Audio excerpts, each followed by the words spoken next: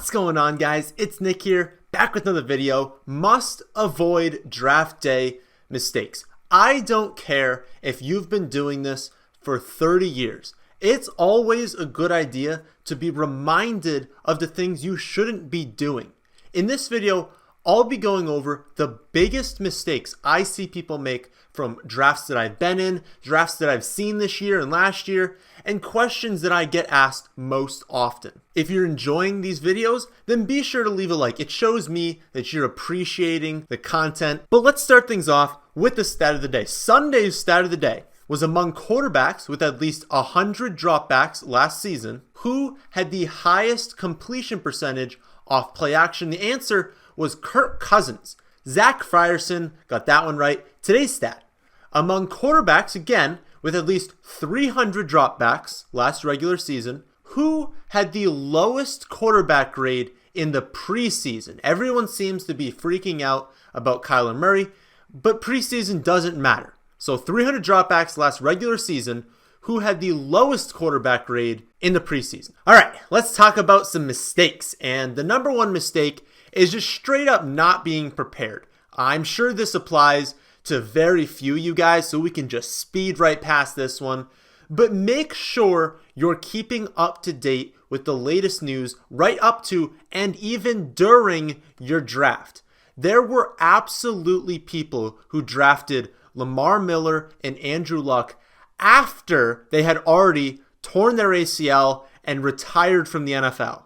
Don't be that person. I use RotoWorld, so if you want to stay up to date with the most recent news, that's what I do. And during my drafts, I'll just have my phone open. Just make sure when I'm going up to pick, the latest news I'm up to date with. No one tore their ACL and no one retired. On top of that, you can also follow the people on Twitter that I'm following. So just go to my account, see who I'm following, and follow all those people. I don't follow that many people, but it's a good representation of where you can get the best news, because there's really nothing worse than drafting a retired player. Number two, know your league. And I think a lot of people skip over this one because they think it's obvious. I'm not telling you to know PPR versus standard. That's the most obvious thing in the world. You should know that. If you don't know that, you'll need more than this video to save you. So assuming you know all those things, know who you're drafting with, know your league mates. So I play in a money league with family and friends, and this league has been going on for about 5 to 6 years now. And so I know the people who I'm drafting with. It changes a little bit, here and there, someone joins, someone leaves, but in general, it's the same group of people. In our league, a few people are going to take quarterback early, but for the most part, I know that everyone's going to basically take one quarterback. A few people will take two, but I know that at the later rounds, they'll still be there. I know that for a fact. So even if at any point of the draft that's coming up, if I see a run at quarterback, I know I'm still fine. I don't need to hop on this run and grab a quarterback while they're still there. So if you've been in a league for a few years now, then go back and look at the past drafts. I don't know about every site, but I know on ESPN, you can filter by the year and you can go back and see exactly what happened in the prior year's drafts. Do quarterbacks fly off the board? Do running backs fly off the board? Do people reach on tight ends? If you see a pattern in your league, you know what to expect going into this year. It just gives you a really nice edge because you know in general who you can expect to be available in each round. Number three is locking yourself into a strategy before the draft starts. The single most frequent type of question that I get asked, besides can you rate my draft, which the answer is no, is do you like this start? They'll be like, do you like running back, wide receiver, some variation of that. My answer is always sure, if the value makes sense. But if you're going into your draft saying, I know I'm taking this position, you're doing it wrong because you don't know exactly what other people are going to do, so you can't know what's going to be available at your pick. You can have a really good idea, and I tell you all the time, do a bunch of mock drafts, especially if you already know what position you'll be taking. Like if you already know I'm the 7 pick, you better be doing a boatload of mock drafts from the 7 pick. So you might have a really good sense of what might be available, but you lock yourself into a box by saying you need to take a certain position in a certain round.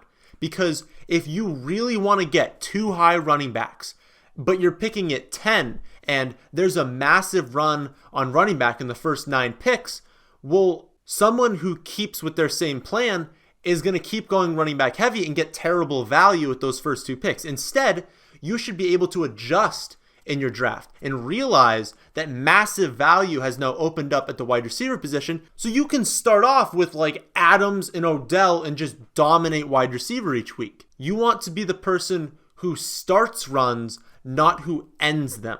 And if you find yourself being the 10th person in a row to take running back, take a step back and realize what's happening. People are creating value at another position. And if you're the last person to create value for everyone else, you're going to fall behind in your draft. And I know you know what I'm talking about when I say that. Everyone's been in a draft where every single pick they make, they just feel like they're a little bit behind, like they need to catch up to everyone else. You want it to be the other way. You want it to be like, oh, you guys want to take every single running back in the first round?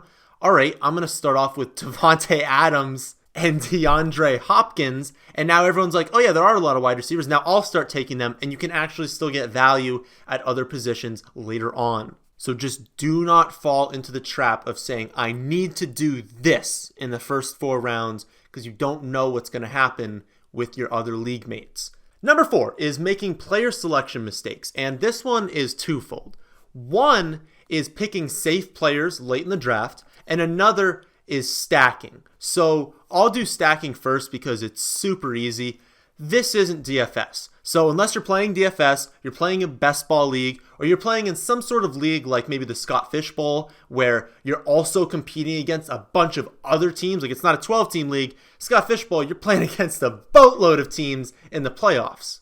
Then you can stack. But almost everyone watching this video is in a normal league. You got 8 to 16 teams you're competing against. You do not need to stack. All you're doing is creating correlation, which is gonna look good when that team goes off, but it's really just adding unnecessary risk. We're trying to avoid risk as much as possible, right? Well, I want to get my risk in there just drafting risky players sometimes because they have upside. I don't want to generate weekly risk by just drafting one team, and if they do bad, I lose. Because you don't actually get extra points when your quarterback throws to your wide receiver. That's something I hear people throw. They're like, yeah, but Nick, I get 10 points every time he throws a touchdown to my guy.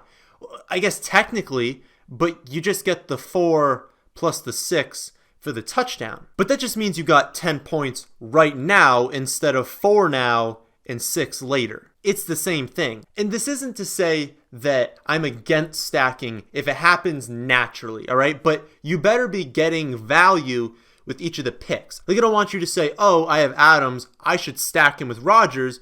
But if you really like the value on Rodgers, don't be afraid to take him because you have Adams. One thing I will say though is they better be part of like a top 5, top 7, top 10 offense. They need to be on a really good team.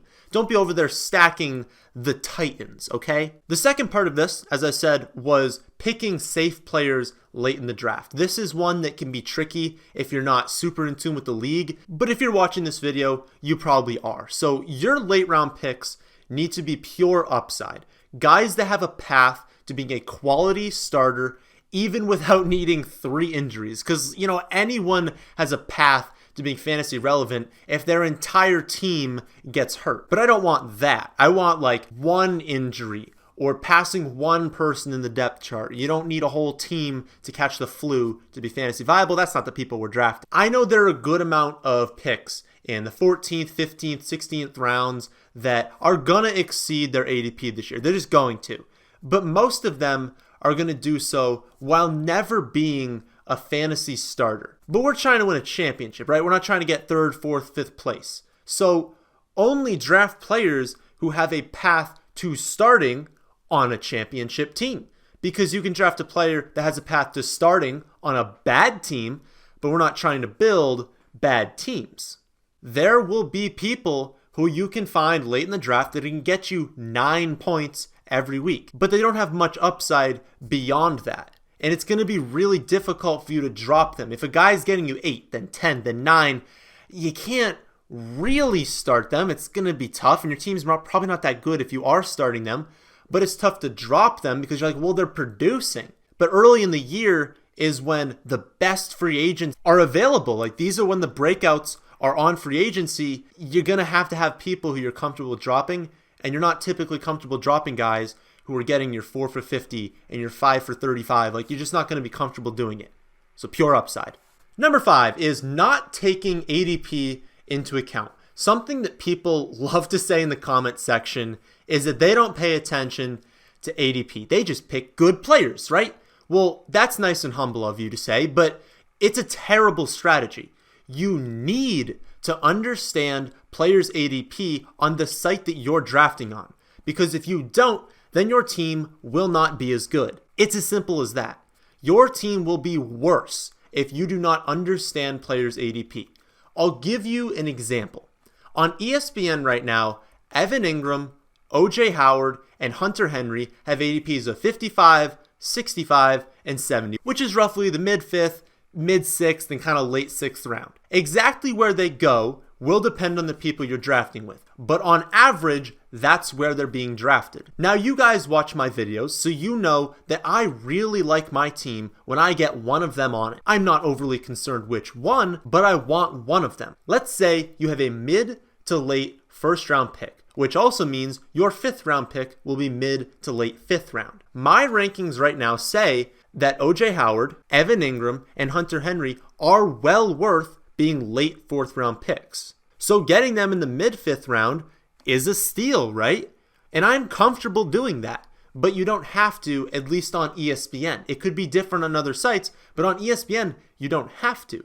And you'll lose out on value if you do. Because let's say you spend the 56th pick on one of these three. And at 65, you take a wide receiver, because let's say you went running back early and then you took the tight end in the 5th, like I just said. Now your team is going to have one of these 3 tight ends and likely someone like DJ Moore or Calvin Ridley. Now that's a good pairing and I still like it, but in all likelihood, you could have still gotten one of those 3 tight ends in the 6th, and then you would have had an upgraded wide receiver, maybe Alshon or Golladay or Lockett. Because even though I have Alshon ranked behind these tight ends, I'd still rather have him plus one of the tight ends instead of a lower ranked wide receiver and still one of the tight ends. I really hope that example makes sense. I just want you to understand value and how you can use ADP to get it. You'll be fine if you just draft the players that I have ranked as targets on the website, but if you do that while also strategizing for the best value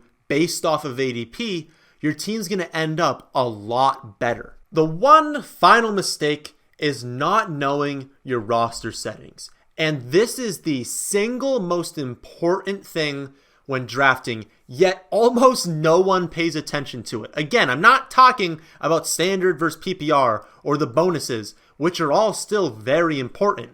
What I'm talking about is who can you start each week? In your starting lineup, what does that look like? Because when we do mock drafts, typically we have 2 running back, 2 wide receiver, and a flex, or maybe 2 flex spots. But here's the thing.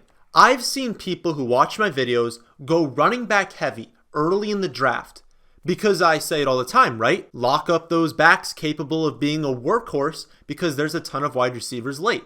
The problem is a lot of people will blindly follow that advice. So I've seen people go running back heavy in a full PPR league where you can start just 1 running back and 4 wide receivers.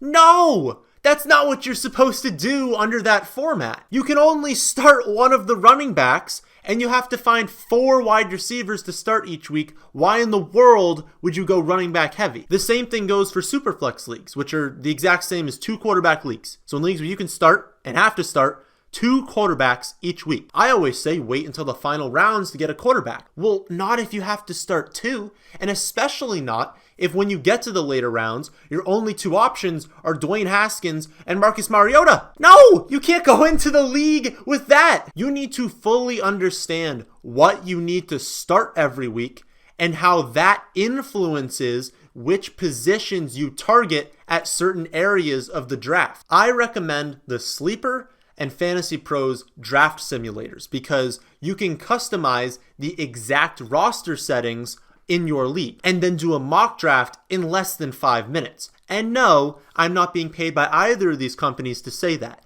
They're just the best two sites to simulate a mock draft quickly under the exact settings of your league. So, if you listen to this video, you don't make any of those mistakes, you follow our rankings on the website, thefantasyfootballadvice.com, you're going to be fine. Then you listen to our advice in season, you stay up to date on everything that's happening, you make smart waiver moves, you make smart trades, you're going to make the playoffs. All right, that's the end of this video. I hope you all did enjoy. If you did, how about hitting that like button? If you're new here, how about subscribing to the channel?